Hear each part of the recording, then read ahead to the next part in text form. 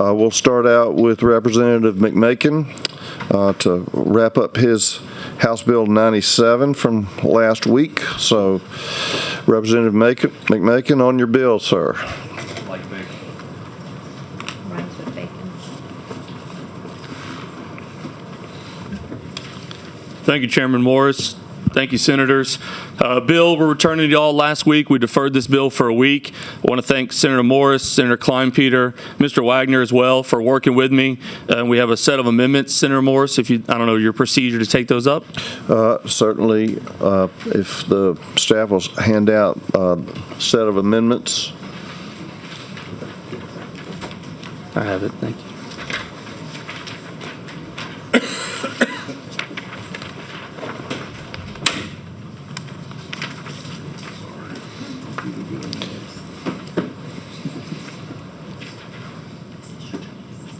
Okay, set of amendments 2015, it changed public street to a public right-of-way, deletes the word offering on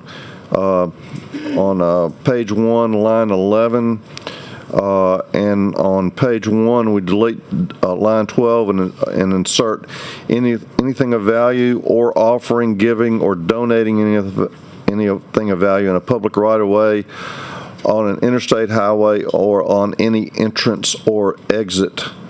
And that's generally what the set of amendments does, which I will offer. Is there any objection to the adoption of the amendments? There be no objections. Those amendments will be adopted. The board is clear. I see no questions. We have a couple present not wishing to speak in support of the bill. Debbie Hinton with the Police Jury Association and Kevin Hayes with the Chief of Police Association. We do have some people in opposition to the bill that do wish to speak, and we'll just bring them up there a few people at a time. Sarah Whittington, if you want to come forth and come to the table, Ms. Whittington. Bruce Riley wants to speak, and Terry Landry Jr., Southern Priority Law Center, wants to speak. If y'all would have a seat. I do have one more card in support, not wishing to speak, Scott Kirkpatrick with the Chiefs of Police. So, Mr. Landry, when we start on you, we'll work that direction, left to right. Yes, sir. Good morning, Mr. Chairman, members. My name is Terry Landry Jr. I am the Policy Director for the Southern Poverty Law Center Action Fund. I just spoke with Representative McMakin, and I respect what he's trying to do in this bill. He mentioned, previously in the house, on the House, that this was about safety and keeping people safe on the roadways. My only concern is that it seems to punish Good Samaritans. If someone decides that they see someone on the side of the road that looks like they may be hungry or in need of food or some type of assistance, and for whatever reason, a driver decides that out of the kindness in their heart, they're going to give them a few dollars, then that person under this law would be committing a crime, essentially. And I think that is not the message that we want to send. My wife and I, kind of live by the motto that, but for the grace of God, there go I, right? And in these tough economic times, a lot of us are just maybe one paycheck away or one catastrophe away from being in a situation that we may never have seen ourselves being in, and putting our kids or our families in those situations. And I think that, to make a contribution to someone who is struggling, you should not be punished or considered to be committing a crime under those circumstances. I understand that in roadways, people are putting themselves at risk, people are putting themselves at dangers, and I think that there may be some alternative methods that we could look at to figure out how to best solve this issue. I don't think that punishing someone for being kind and generous, from doing something out of kindness of their hearts, is the right message we want to send to the citizens of Louisiana. So okay. Thank you. In light of that, I ask that we oppose this legislation. Thanks for your testimony. We do have some questions already. Senator Cloud. Actually, it's for the author, Mr. Chair. Okay. And so that the other question went away. So, Mr. Landry, you done? Yes, sir. For the time being? Thank Okay. you. Mr. Riley, you're next. Thank you, Mr. Chair, members of the committee. Bruce Riley with Vote.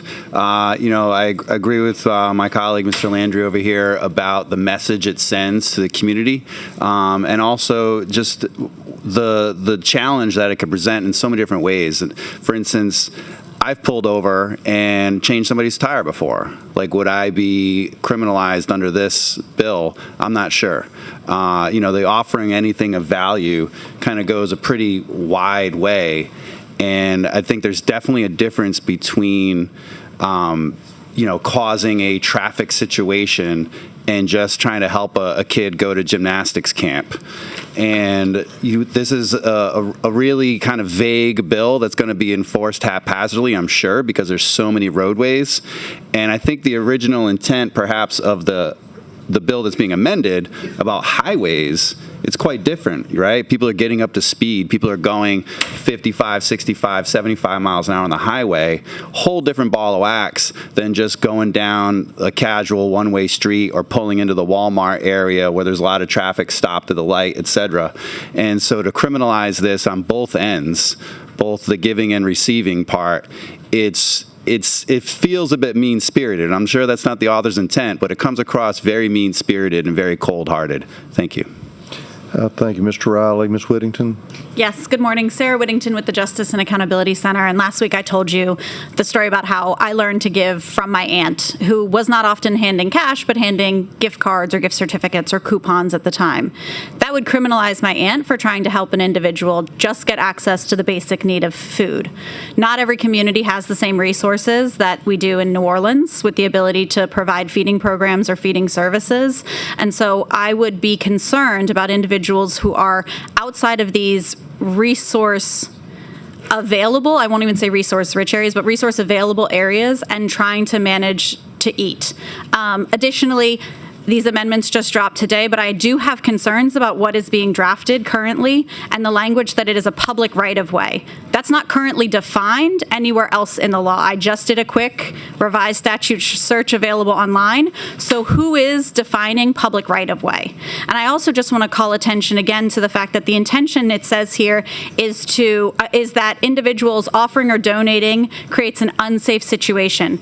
This is not happening in public right-of-ways where cars are moving. This is happening at red lights. This is happening where traffic is already stopped.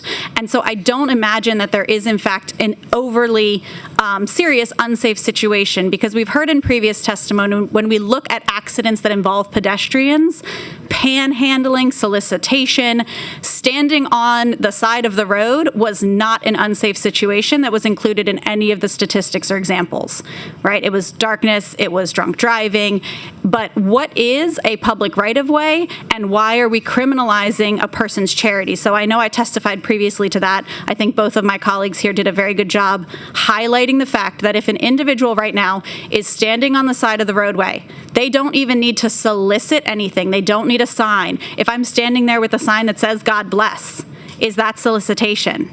No. It's a comment on what I would be projecting to a person who sees that sign and wants to receive, that message from me. But if I hand something out of the window to them that is anything of value as defined in this law, it would cause me to be breaking the law, which I think is anathema to what we're actually trying to do here in helping individuals and providing these opportunities. I'm happy to answer any questions. Right now, there are no questions. The board is clear, so thank you for your testimony. We have, let's see if we have anybody else that wishes to speak.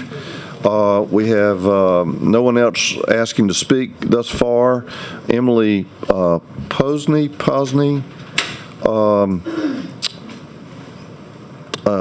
in opposition, wishing to speak. Rodney Braxton, in opposition, not wishing to speak. Monique Blossom, in opposition, not wishing to speak. And Ella Catherine Strahan, In opposition, not wishing to speak. Senator Cloud has a question or comment, presumably for the author. Senator McMakin, if you'll take a question on close. Representative I mean, McMakin. Representative McMakin, I do sorry. it all the time. Thank you, Senator Morris. Thank you. Maybe he's. Is that a compliment, Uncle? Did we speak last week about this being in line with other states? I'm not sure if you touched on that. What other states are doing in regards to the panhandling issue? No, ma'am, we did not. And Have you looked into No, it at ma'am. all? No. Okay. Well, that's what I was wondering, if maybe this was derived from some best practices from other states. This was derived from my home district, District 68, right here in Baton Rouge. We have the third most interstate highway exits, on-ramps, off-ramps, and also inside of my district as well. To one of the gentleman's points about it being 55, 65, 75, you drive down Nicholson, you drive down Burbank. We have roads that do exceed more than 45, 50 miles per hour right now as well, where this is also happening. So this was personal for my district, and then when reaching out, I was very honored on the House side to have support from members from Shreveport, Monroe, Lafayette, Alexandria, New Orleans, really across the board at all cities across the state supported this. Thank you. Absolutely. I was asked to carry a similar bill from a Baton Rouge resident my first year in office. Your amendment said, how does it tailor in the scope of the original version? Or does it just to clarify the original version? I would say it's a lot of clarification, especially if you look at Amendments 3, Amendment 4, adding in public right-of-way. That includes, we had a public street. We were thinking about that if you had a boulevard or an avenue, someone might say, well, I'm safe there, so that's not part of a street. So we wanted to clarify that. And then especially on Amendment set number 7, or given to a person not exempted by RS 32218. That was already the part of the law that we were discussing about charities and firefighters and those groups that can go out there and do that. So we wanted to make clear that if you read this law, that you would then be directed to that law as well to go look and see what is allowed currently under the law. Okay, so that this would give way to charitable organizations that are collecting funds. Yes, ma'am. Okay, very good. Thank you, Mr. Chair. The board is clear. Pleasure of the committee. I'll move to report it favorably, or actually as amended. Is there any objection? There being no objection, HB 97 will be reported with amendments. Thank you, Representative McMakin. Thank you, Mr. Chairman. Thank you, Senators. Appreciate it. Thank you, Mr. Wagner, again.